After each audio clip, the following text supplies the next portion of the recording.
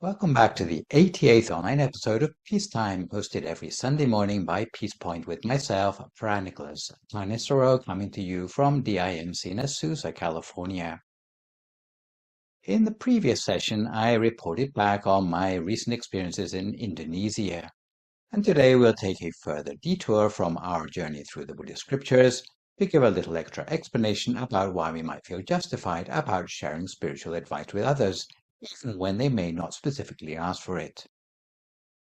So the session is a rehash of the Sunday morning meditation class at Azusa Temple on November the 5th, 2023. And today I expect today's session to take about an hour with 30 minutes of meditation halfway through. So in terms of responding to the challenges that we are up against in terms of cultivating our spiritual transformation, latterly, most of the topics I've been presenting to you have focused on soft skills or human relations, social skills that may have seemed rather heavy-going for listeners. Of course, as meditators, we have the conviction that meditation has a positive effect on other aspects of our everyday life. The choices and intentionality of our everyday life feed back into the quality of our meditation.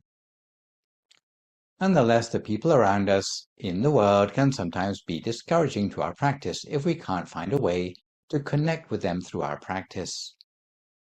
Consequently, to reach out to those around us more, some of the topics which I've recently touched upon have included things like friendship, even down to the seemingly insignificant choices like who we might regard as being our besties, or how we might treat others who we regarded as our friends. Some of these topics may perhaps seem a little bit dated or preachy, so for today's session I thought I'd ease up a bit with a topic that can be regarded as a little bit of a pat on the back for your self-esteem after all the heavy-going topics I've been dredging up over the last few sessions. Sometimes if we have a meditation practice, we see the benefits and reach out to others with these benefits, but our input is not appreciated by others. It can shake the confidence we have in our practice. Sometimes we might question ourselves to the point that we wonder whether there's anyone left out there who respects us for our spiritual practice. Okay, there may be a few people who come out and specifically ask you to clarify their spiritual problems. For the most part, if you have admirers out there, they tend to keep themselves pretty secret. If you start doubting whether there's anyone out there who still respects you, it can be quite demotivating. Well, what I want to talk about today is that people's respect for you is not always about big words or grand gestures. Sometimes it's hidden in the little things we tend to overlook. In fact, there are at least 11 telltale signs that indicate you might be more respected than you realize. Where there is respect, then there is an opportunity for others to learn from you. Because for people who meditate and who realize they've benefited personally from the meditation, such as maybe feeling a sense of happiness arising within themselves from meditation, it comes naturally to remember other people who might also gain similar happiness if they had the chance to meditate too. So it's not like we are trying to be an evangelist standing on someone else's doorstep or extolling the wonders of meditation to people who don't appreciate it. But sometimes it comes to mind that other people might also benefit in the same way if they knew more about the meditation technique. It's a natural inclination to share good things. But as was pointed out to me after telling you about the 7 qualities of the good friend, that generally in Western societies if people want to hear your opinion about things, then they will ask for your advice. If your advice is unsolicited, then generally the word on the ground is to keep your advice to yourself. Otherwise, it would come over as overstepping the appropriate boundaries of your friendship.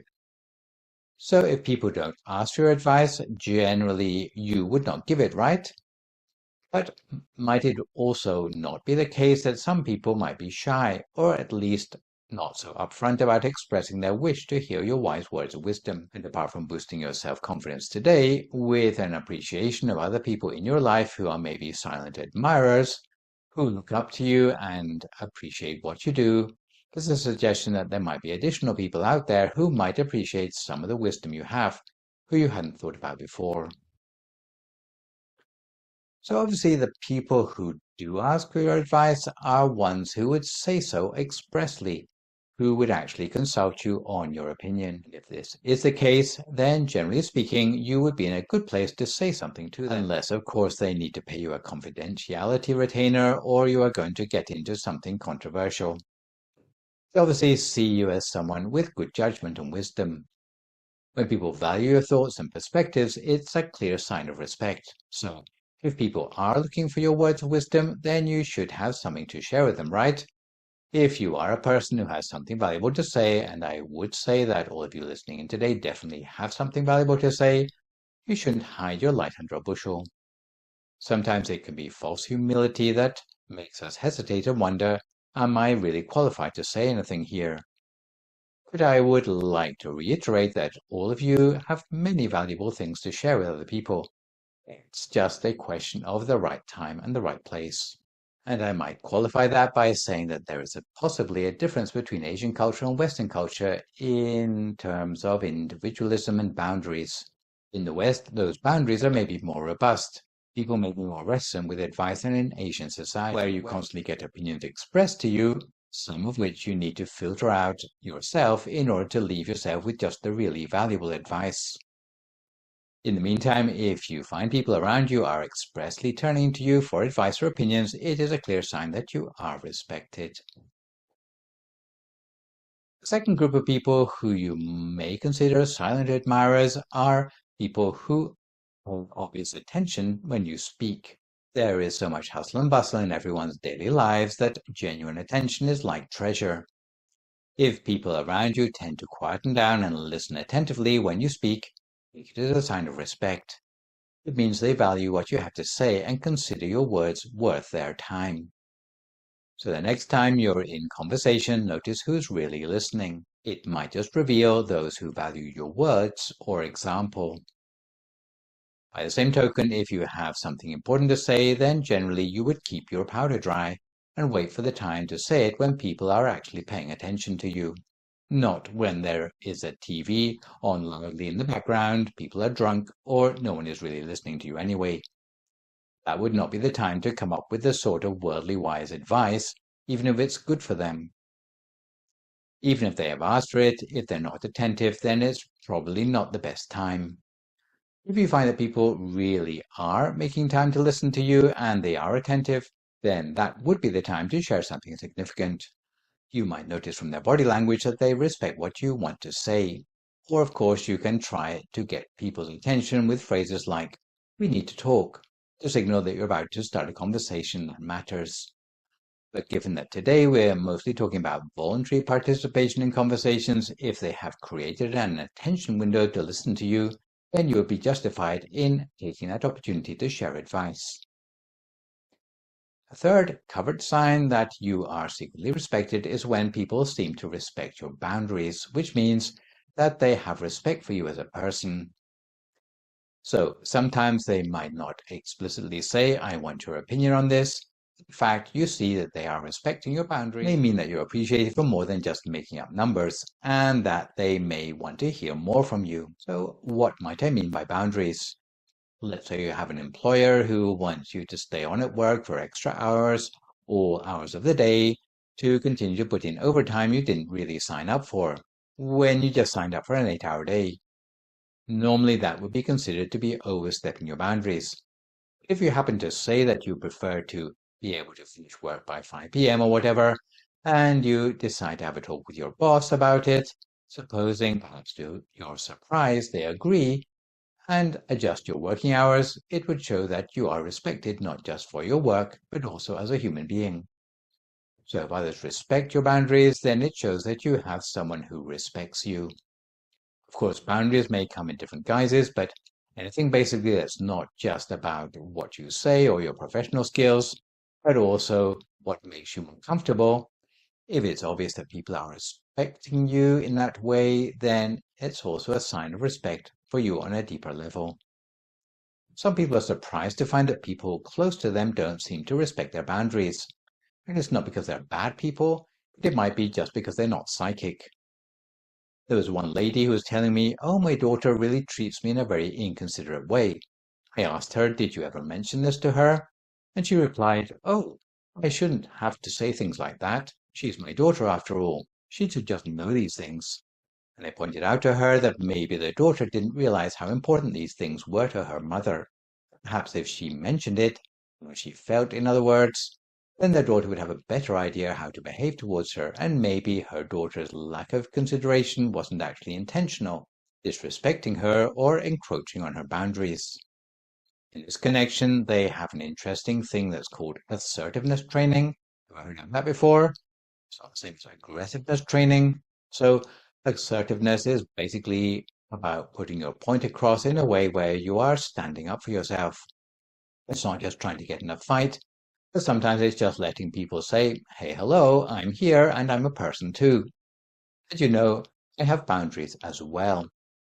And for anyone who's not familiar with assertiveness training, and so you don't need to pay for expensive management workshops, I'll summarize it for you. Usually on their websites, they keep it fairly vague for commercial reasons. But there are generally three things which you need to explain to people to get them to understand where you're coming from. The first of these is that you have to tell them what they are doing that's upsetting you. So you need to make a liberal use of the words I rather than just an unspecific or passive statement like, what you're doing is just wrong.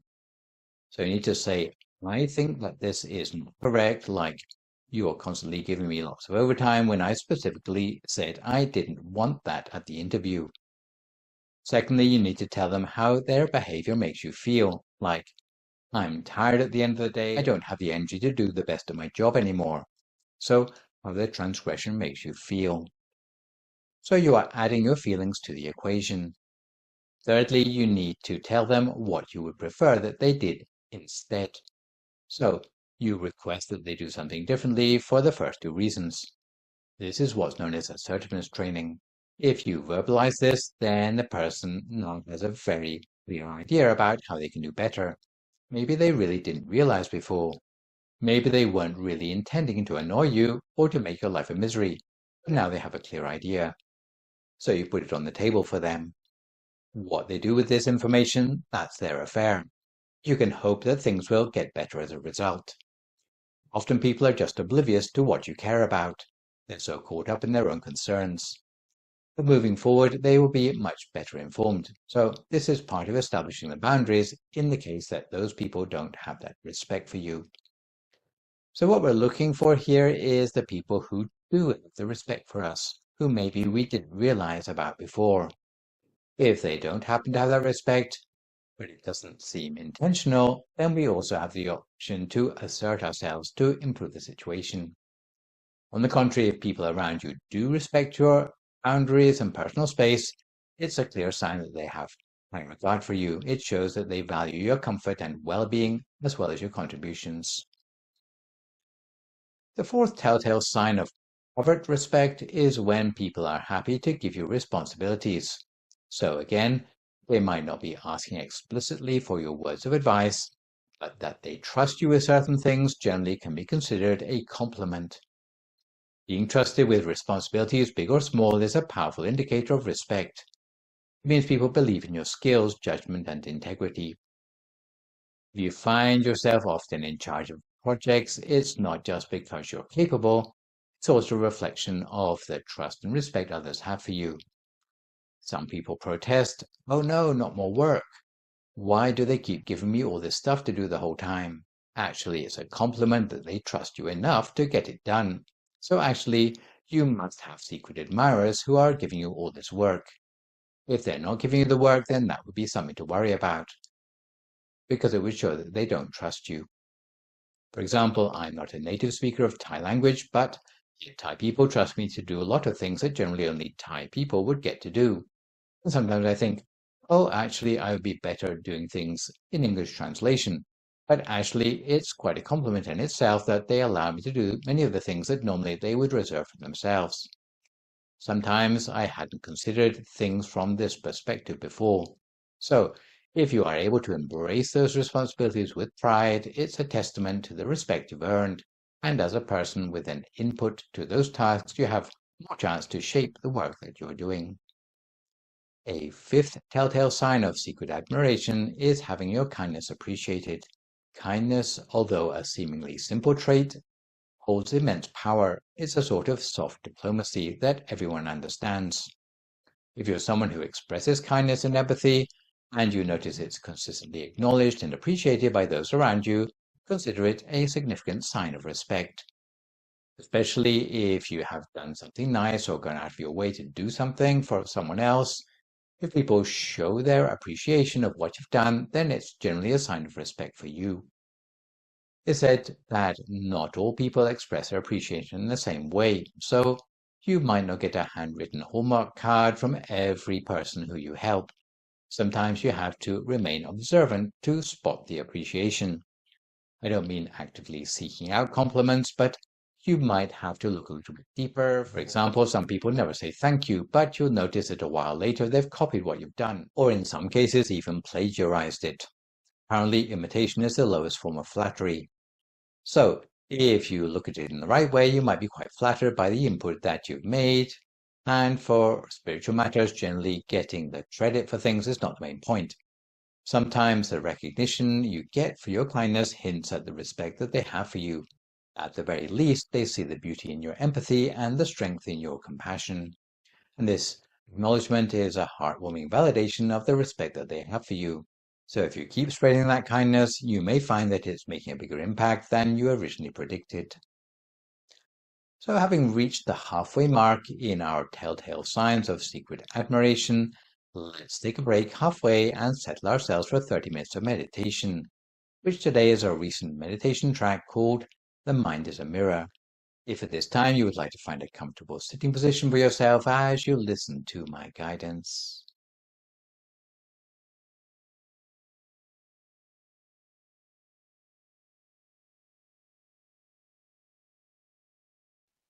So we can start by getting ourselves comfortable, sitting calmly for a moment, and gently closing our eyes. Seeing as there's no rush, we can take as long as we need to get settled. For now, we don't actually need to do anything. It's enough just to be, just to exist in our body, just to be alongside all the other living, breathing manifestations of life on this planet. And when we're ready, our practice might be simply to notice, noticing our thoughts, noticing our body and our body sensations, noticing our environment. Nothing needs to be changed or responded to. For now we just notice, noticing and accepting, noticing things as they are and letting them be. To fully relax our shoulders, we might just shrug fully and then let our shoulders drop back to their natural height. We might lengthen up through our spine, beyond the crown of our head, while simultaneously drawing down into our seat. We can rest the backs of our hands across our lap, while tucking our right index finger lightly under the tip of our left thumb, and turning to relax our state of mind. Even without calling forth pictures in the mind, we'll probably notice visual images coming unbidden to the mind. The faces of loved ones, our homes, other familiar places, previous meals or replays of movies. Such images arise spontaneously throughout the day, but we are often too engrossed in external sensations to notice them. And each night our mind becomes a dream theater, where we interact with fictitious scenarios and people. Visualization or imagination is therefore a mental technique we are all familiar with. But unless we work in the visual arts, we will have little or no control over our ability. But in meditation, we become increasingly able to channel and harness this ability. When you are new to meditation, it may even seem impossible to internalize the mind within the body, because we're not used to bringing the mind inside the body. Normally our awareness is pulled away from us by the sights, sounds, tastes and touches from the outside world, or the tendency to keep on thinking without end. The moment we try to keep the mind in one place at the center of the body, we'll find it difficult. It's difficult for adults, but easier for children who have a nervous system that still hasn't been hardened up by the way they are trained to think in the school system. If you ask a 6-year-old to meditate, visualizing at the center of the body, they are able to do it naturally. They just observe without thinking, which means that their mind is easily stilled. And together with that innocence of mind, they are able to reach attainments in their meditation easily.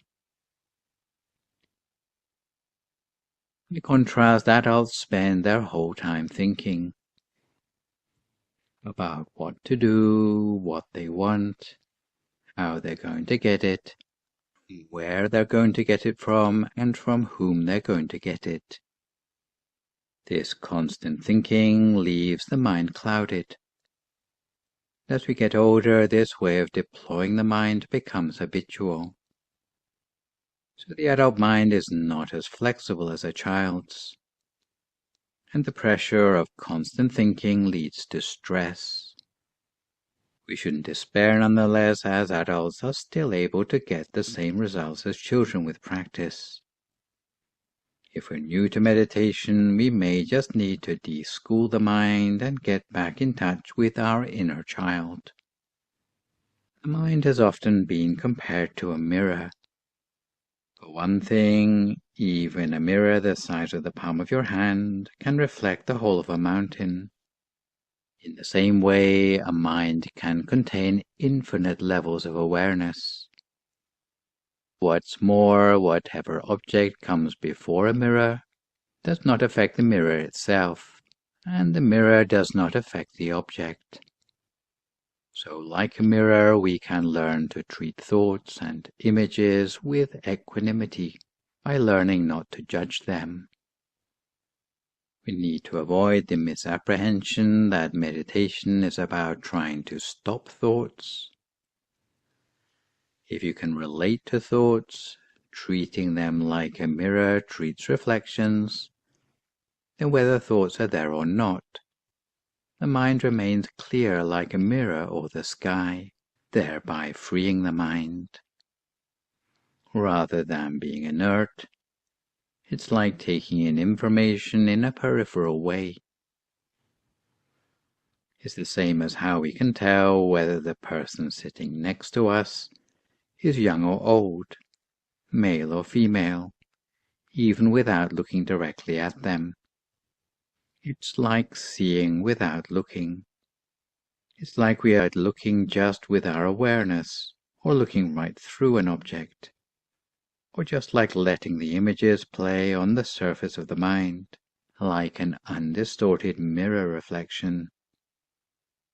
So we direct our mind with the utmost gentleness, taking in information as if we weren't actually looking, seeing without looking.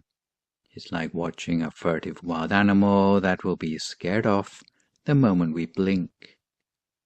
So we don't concentrate on it even with our awareness, but just look straight on through, with the same sort of lightness of awareness that is more akin to subtly covering the object with a sprinkling of fairy dust.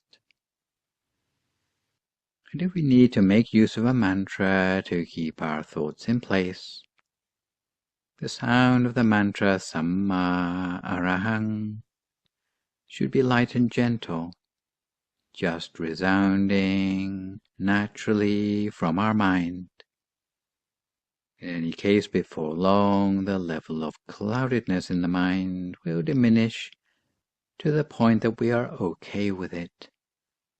And when we sit for meditation on subsequent occasions, we will start to have the feeling of spaciousness inside, lightness inside, as if our whole body has disappeared, or as if we've lost track of time. This is the starting point of meditation proper, although it's only weak concentration at this stage, technically known as momentary mindfulness or Kanika Samadhi. But we continue to train ourselves further in the hope of mastering meditation that is more subtle still, to allow us to learn about the truth of life and the world, to help us overcome suffering or gain a refuge in life. Consistent daily practice in our meditation will lead us to the breakthrough we seek, where we reach a turning point that can sometimes take just a fraction of a second, when the mind is able to reach a standstill in meditation. But for now we continue in this way, lightly and gently for a few more moments in silence, until we come to the appropriate time.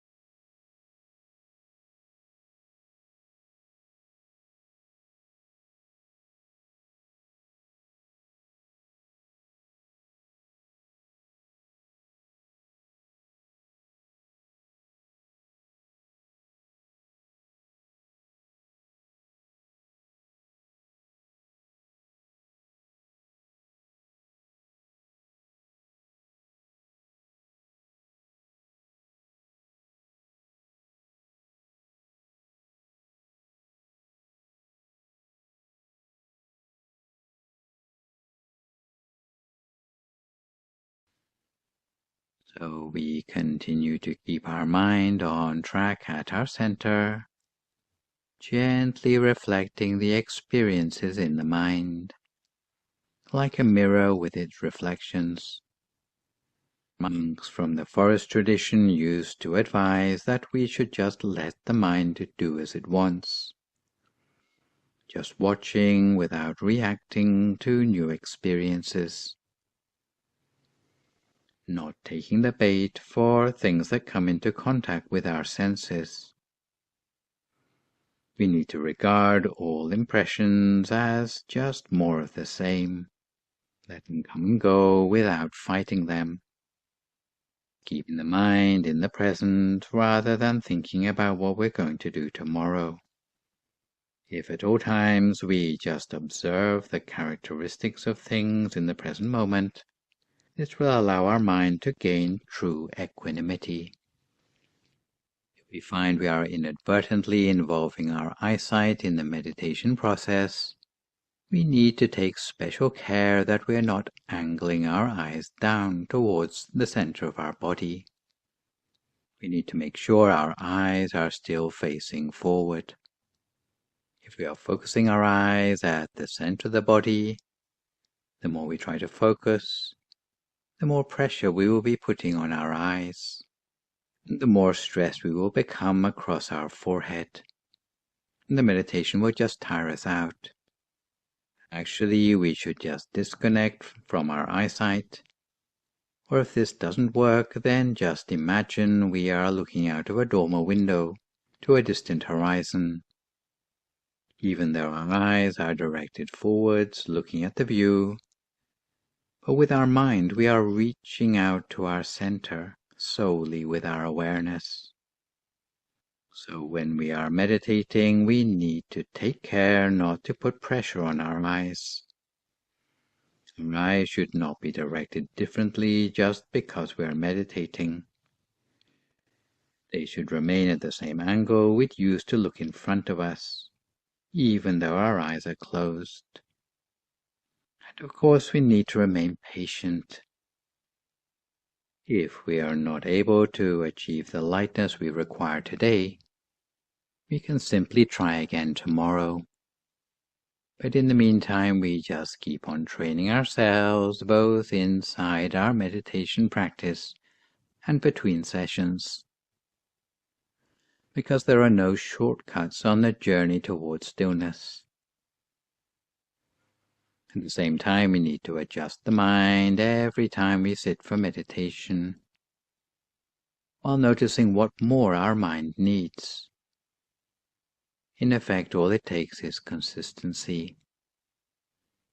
And if we find that the seventh base of the mind is not the best place for us to focus, we can always start from a different place inside the body, anywhere that brings us contentment. Or we might consider that the center of the body has enlarged to the size of the whole room, or to the horizon.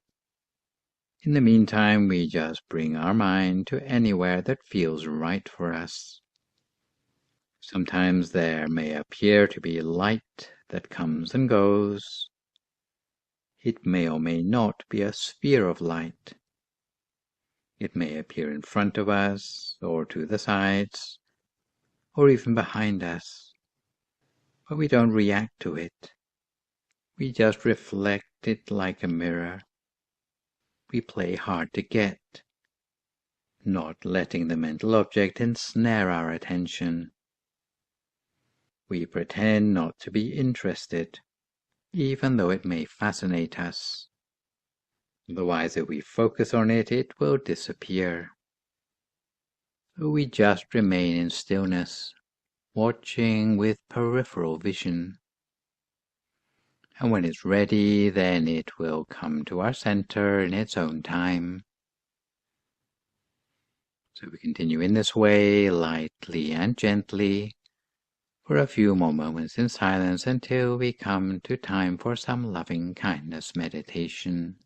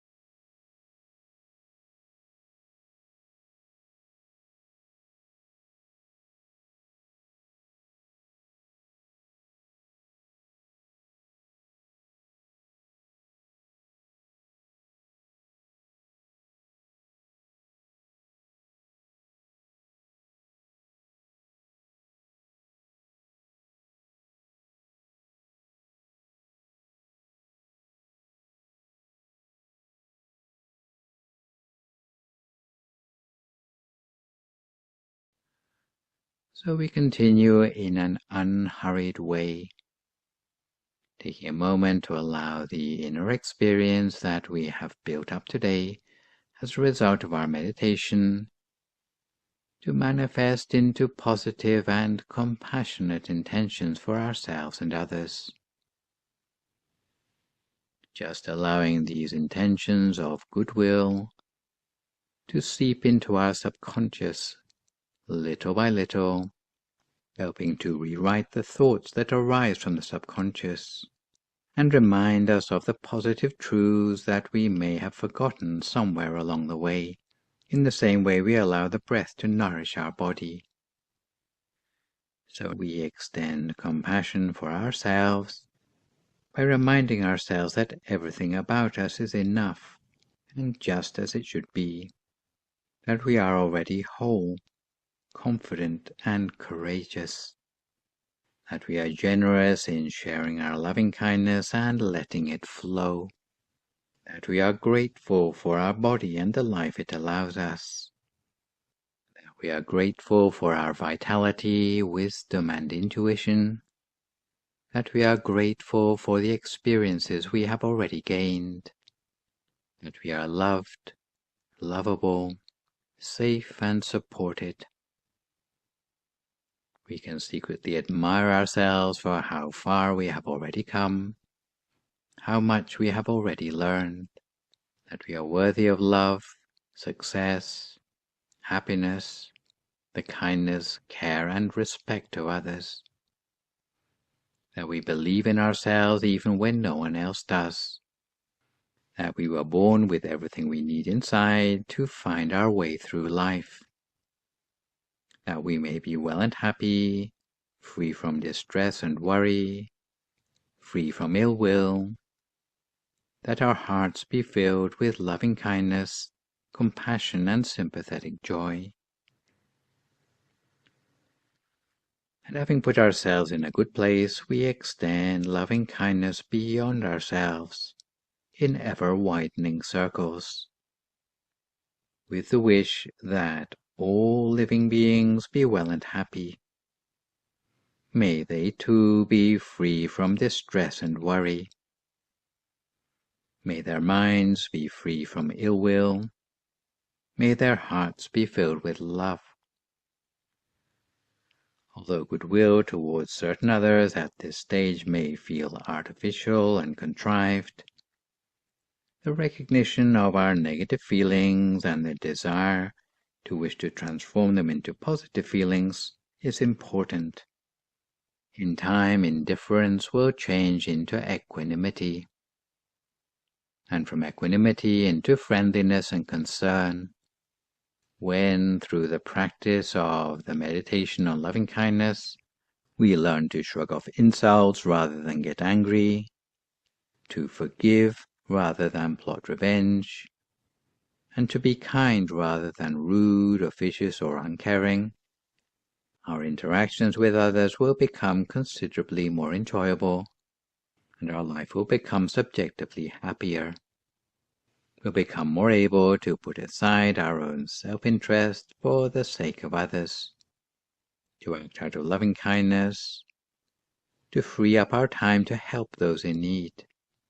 Manifesting these pure intentions will eventually become as much a part of the meditation on loving kindness as sitting quietly with our legs crossed. So we extend our good wishes further for the wider world, opening a mind of compassion to living beings in all their diversity, for the earth as a whole, for the entire infinite and mysterious universe. For a few more moments now in silence.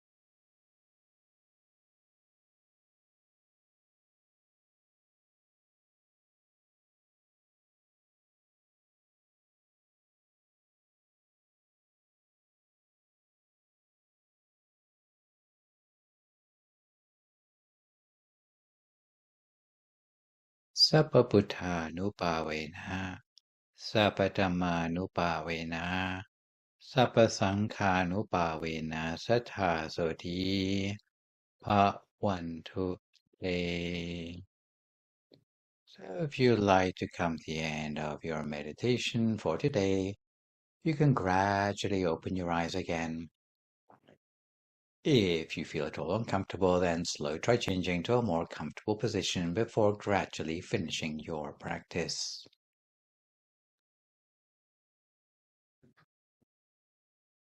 So to gently return to our subject matter for today of telltale signs of secret admiration, we pick up again with the 6th of 11 signs that you are respected, namely when others involve you in important collective decisions. So decisions in question take place in your presence rather than behind your back, right? Supposing you are included in an important team decision at work, it feels like a clear sign of respect from your colleagues. They value your opinion and trust you to contribute something significant. If you find yourself being included in a big decision, whether at work or amongst friends or family, is an unmistakable sign of respect. It shows that your thoughts and opinions are valued and that people trust your judgment. On the contrary, if you're left out of a decision, then it's a pretty clear sign that you're being sidelined, and you should probably keep your opinions to yourself. One of the most counterintuitive decisions I got left out of was the pilot project in Chicago from 2021 to 2023 for meditation teaching for Westerners in America. You might think I had some valid opinions on that one. Well, apparently not. It was one of those subjects where Thai people know best. So all the consultation for the pilot project went on completely behind my back, and I was quite surprised about that, but obviously I wasn't respected enough for that one. On the more optimistic side, when it didn't really experience much of a success, I suppose that it was a relief for me not to be apportioned any of the blame. By the opposite token, if you are included in something that turns out a success, then generally it's a good sign. Although it can seem arduous to be roped into a decision-making process, remember that it's not just because you're part of a team, but it's also a sign of the respect you've earned. Another sign of being respected is that people accept your flaws or your shortcomings. And by that I mean the ones that you can't really do anything about, probably ones that aren't actually that bad. But if you notice that people accept you for who you are, warts and all, generally then that's a sign that they respect you. To give a personal example of this sort of respect, like I said just now, my second language skills are not always 100%, but if I find I'm accepted anyway, then it would generally be a sign that I am respected as a person. And the personal example of this might be a tendency towards introversion that I have in my creative process, which has both advantages and disadvantages. The advantage is that I can focus on the detail of new content for the things that I teach, maybe more than some of my extroverted colleagues. The downside of this is that I need to have a certain degree of uninterrupted time to really get into depth on things. Also, I tend to take a little bit longer to transition than some of my colleagues between different sorts of activities like yard work, of which this temple has quite a lot, and meditation teaching. Although introversion might seem like a flaw to some other people who rib me for not being constantly available to the public, for me, people accept this because the work comes out if I'm allowed to have that time to focus on work that does require more concentration. So when people see your imperfections and still choose to respect you, then that's when you know it's genuine. If those around you can accept your flaws, understand your mistakes, and still hold you in high regard, then it's a powerful sign of respect. Moving on to the 8th telltale secret sign that you are respected, because time is one of the resources that is precious to everyone. When people willingly give you their time, it's a strong sign of respect. Nonetheless, you will need to distinguish between the people who want to talk to you because they have free time and the people who make free time to talk to you, which would indicate a slightly different level of respect. Spending quality time is one of the top ways people show love and respect. If you notice people making time for you in their busy schedules, taking moments to check in on you, or simply spending time with you, it shows they respect and value you enough to share their most precious resource. When someone takes time out for you, you can consider that more than just a friendly gesture, but it's also a sign of genuine respect. A ninth sign of reciprocal admiration from others is not being taken for granted by them. Let's say you've helped another person and they seem appreciative. Generally, that would be a sign of respect. Sometimes all your hard work volunteering for a local charity event can be made worthwhile if you receive sincere gratitude from the organizers and participants, because it makes you realize that they haven't been taking you for granted. In the old days, if you sent an email to someone with something that they'd asked for, they would send a reply saying, "Thank you for replying promptly. The information you sent me is just what I needed." These days, the only reason you'll hear back from them is if you forgot the attachment. Don't know if this is normal and it's not expected to acknowledge help given anymore. Maybe in my outdated way, I'm just being paranoid. But these days, it seems to be increasingly acceptable that once people have got what they wanted from you, then they just drop you. So that might be a sign of not being respected. By the opposite token, if people around you appreciate your efforts and don't take your contributions lightly, it's a sign of respect. They recognize the value you bring, and they don't just expect your input as a given. If you find yourself being sincerely thanked for your efforts, generally it's a sign that you've earned their respect. So how are we doing here? Well, we come to the second to last telltale sign that we are respected, which is when you find that someone has stuck up for you behind your back. It's pretty common for people to be talked about behind their back, but when it's you and you find that someone has gone out of their way to defend you when you're not around, that's respect in its purest form.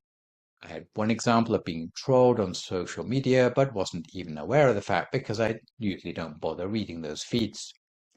What I didn't realize was that a disgruntled employee of our organization, an ex-monk in fact, who had gone off and done his own thing, I won't mention names, had claimed that the Dhammakaya organization is not really very internationally minded because they never let that monk Nicholas be promoted to abbot. So you might have your own thoughts on this, but actually the reason I was never promoted was that I never wanted to be an abbot. After due consideration, I realized long ago that abbots get their time taken up by a lot of very boring things, like signing off on expense claims, having meetings all day long, and making sure everyone turns up to pull weeds in the temple backyard. So I decided pretty early on that this is not what I want to spend my life doing if I have a choice in the matter. I would much prefer to be doing research or putting finishing touches to my next lecture so that it isn't quite as boring as this one. But what I didn't realize is that another student of mine actually went off and called that call out on all the inaccuracies in their arguments, even without me realizing it. He basically pulled the rug out from under them. So this would be taken as an example of a sign of respect, which I hadn't previously realized, which maybe counts for more than maybe people saying, "Oh, I respect you."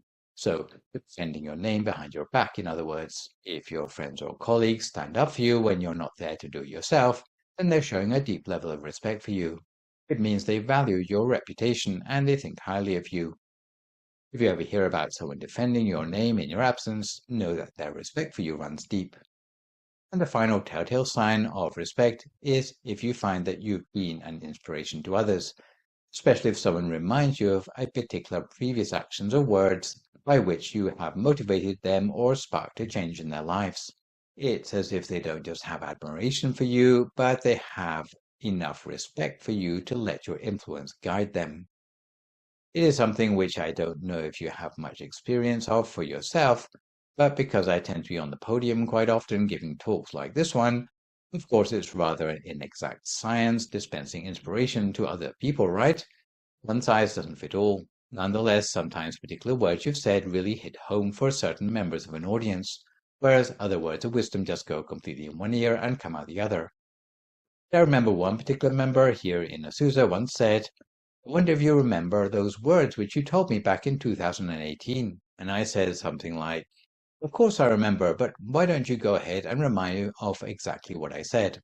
And he said, "Yes, you were talking about how Gen Z kids weren't just snowflakes, as many people make them out to be," because he'd made some casual comment about Gen Zs not being serious in the workplace and they can't save up to buy their own homes and they just sort of play around all day long.